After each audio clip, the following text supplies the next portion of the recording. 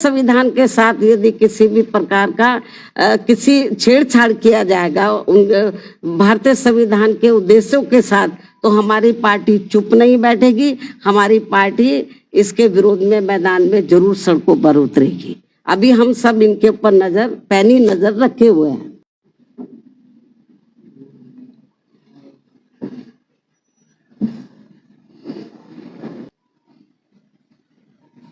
Media बंधुओं, जैसा कि विदित है कि देश में सर्व समाज के हित एवं कल्याण हेतु सर्वजन हिताय व सर्वजन सुखाय एवं देश के निर्माण के पवित्र उद्देश्यों के लिए परम पूज्य बाबा साहब डॉक्टर भीमराव अंबेडकर ने अपने आजीवन अथक संघर्षों के अनुभवों के आधार पर भारत को जो हर मामले में मानवतावादी बेहतरीन संविधान दिया है, तो उसका केंद्र में रही सत्ता के दौरान पहले कांग्रेस पार्टी ने और अब उसके बाद पिछले कुछ वर्षों से सत्ता में बीजेपी के नेतृत्व में चल रही एनडीए की सरकार के लोगों ने भी देश के करोड़ों देशवासियों के लिए व्यापक जन व देश हित में कभी भी इस पर अपनी पूरी ईमानदारी व निष्ठा से अमल नहीं किया है, बल्कि इन दोनों ही पार्टियों ने तथा इनके समर्थकों ने भी ज्यादातर अपनी अपनी पार्टी की विचारधारा, सिद्धांतों एवं अपने राजनीतिक स्वार्थ के तहत संविधान में समय समय पर काफी गैर जरूरी परिवर्तन भी कर दिए हैं, जिसकी देश में एकमात्र अंबेडकरवादी बीएसपी पार्टी कड़े शब्दों में निंदा करती है, क्योंकि देश के बहुजनों में से खासकर करोड़ों गरीबों, मजदूरों, किसानों, महिलाओं, छोटे व्यापारियों एवं अन्य मेहनतकश लोगों को यही लगता है कि शुरू में केंद्र व देश के अधिकांश राज्यों में भी काफी लंबे समय तक सत्ता में आसीन रही कांग्रेस पार्टी ने और अब बीजेपी ने भी अपनी अपनी सरकार की गलत नीतियों एवं जन विरोधी चाल चरित्र व चेहरे को छिपाने तथा लोगों का ध्यान उन पर से हटाने के लिए ही अब ये ऐसी चालें ही चलती रहती हैं, जिनका क्रम न केवल आज भी जारी है, बल्कि इन मामलों में अक्सर कांग्रेस व बीजेपी ये दोनों पार्टियां अंदर अंदर एक होकर आपस में ही मिली रहती हैं और इनकी सभी अपनी गलत नीतियों एवं कार्यक्रम जनता पर जबरन थोपने व संविधान संशोधन आदि मामलों में ये दोनों पार्टियां दिल में कुछ और, जुबान पर कुछ और के दोहरे चरित्र वाली नीति अपनाकर अंदर अंदर एक हो जाती है। और इस संदर्भ में खासकर आरक्षण संबंधी अनेकों मामले देश के दलितों, आदिवासियों व अन्य पिछड़े वर्गों के लोगों के सामने अभी भी ताजा है, जिससे स्पष्ट तौर पर इन वर्गों के साथ साथ जन व देश हित भी प्रभावित होता है और देश की ज्वलंत समस्याएं जनता को दुखी एवं त्रस्त व उनके जीवन को लगातार लाचार और कष्टदायी बनाती रहती हैं, जबकि इन पार्टियों को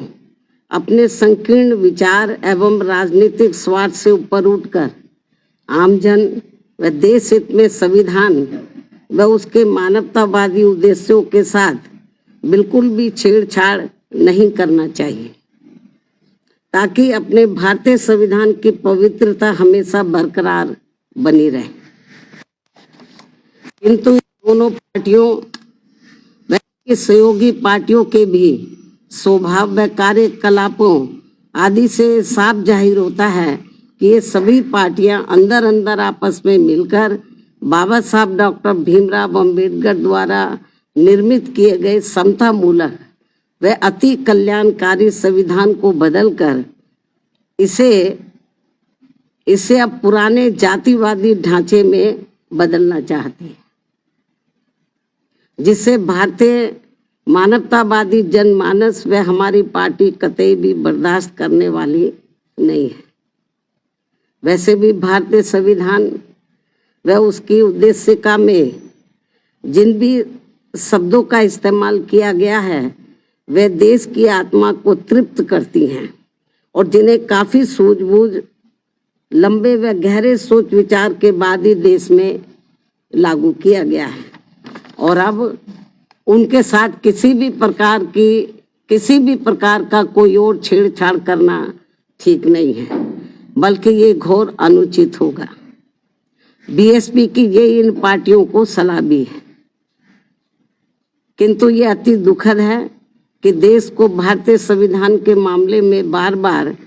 ऐसी अप्रिय परिस्थिति का सामना करना पड़ता है। और इस संदर्भ में बीएसपी पार्टियों के विरुद्ध ऐसा लगता है कि अब हमें भी अपनी आवाज देश भर में जरूर उठानी पड़ेगी, बशर्ते यदि इन्होंने अपने संविधान विरोधी चेहरे को जल्दी नहीं बदला। यदि ऐसे ही इनका सिलसिला चलता रहा तो फिर जो दबे कुचले लोग हैं, इस देश के वीकर सेक्शन के लोग हैं, खास तौर से जिनको भारतीय संविधान के तहत कुछ आगे बढ़ने का मौका मिला है, तो फिर उनको जरूर आगे आना होगा।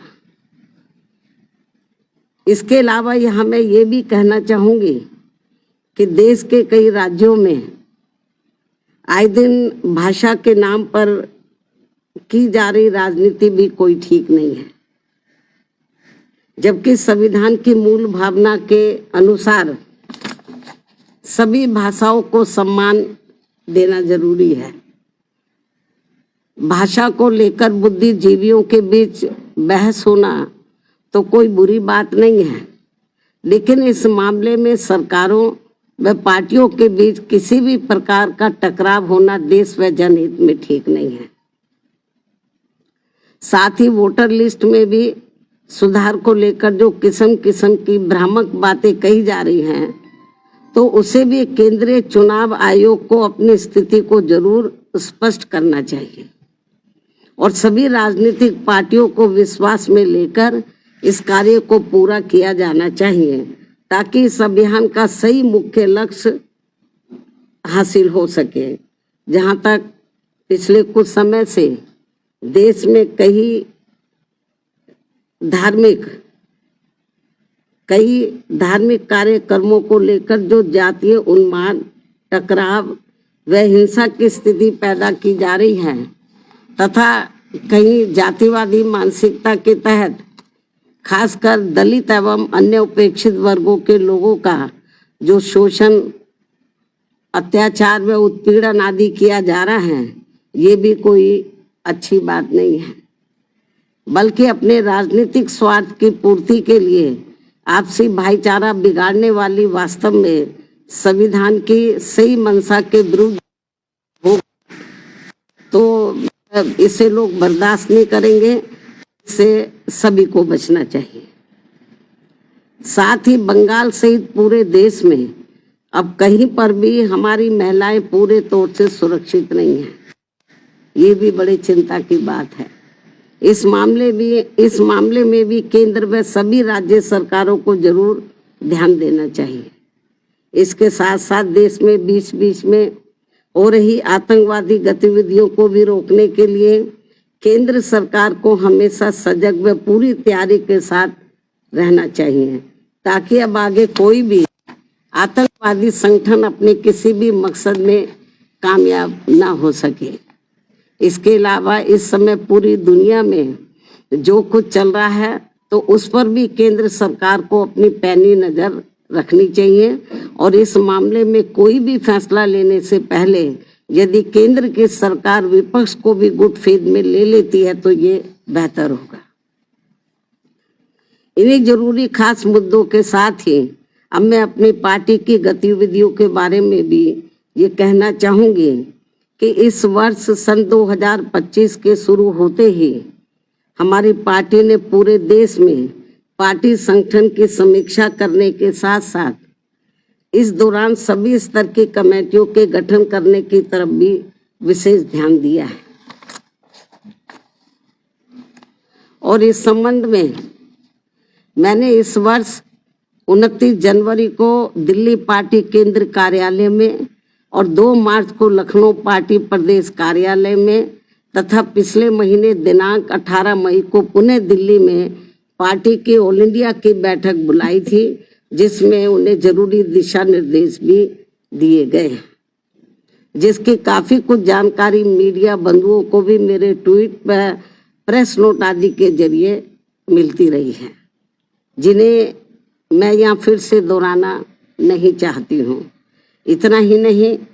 बल्कि इस मामले में यूपी व उत्तराखंड स्टेट की तथा अन्य राज्यों की भी बीच बीच में दिल्ली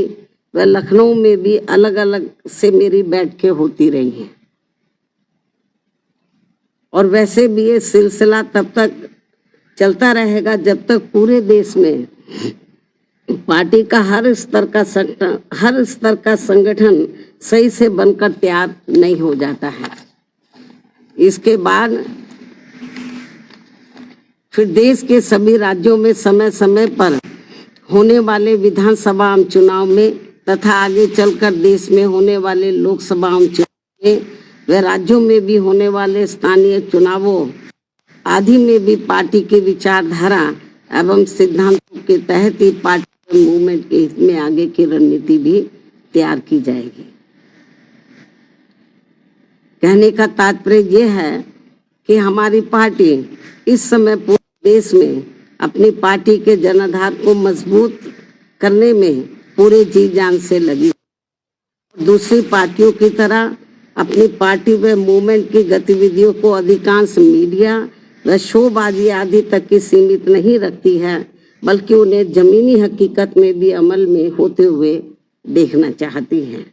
इन्हीं जरूरी बातों के साथ ही अब मैं आपका धन्यवाद अदा करती हूँ। जय भीम व जय भारत। अब आखिर में यदि आप लोग संबंधित मुद्दों के संबंध में कुछ और पूछना चाहते हैं तो आप एक एक करके सवाल पूछ सकते हैं, वरना मैं आपसे यही रजा लेती हूँ। धन्यवाद। उसका जवाब मैं दे चुकी हूँ।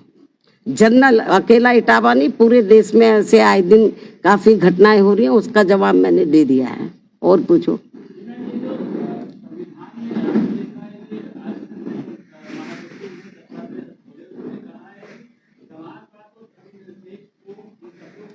इस संबंध में मैंने ये कहा है कि भारतीय संविधान की जो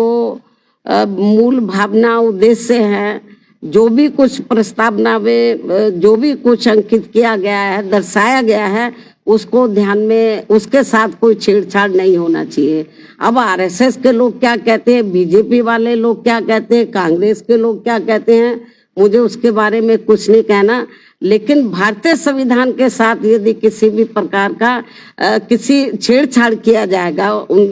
भारतीय संविधान के उद्देश्यों के साथ, तो हमारी पार्टी चुप नहीं बैठेगी। हमारी पार्टी इसके विरोध में मैदान में जरूर सड़कों पर उतरेगी। अभी हम सब इनके ऊपर पैनी नजर रखे हुए हैं।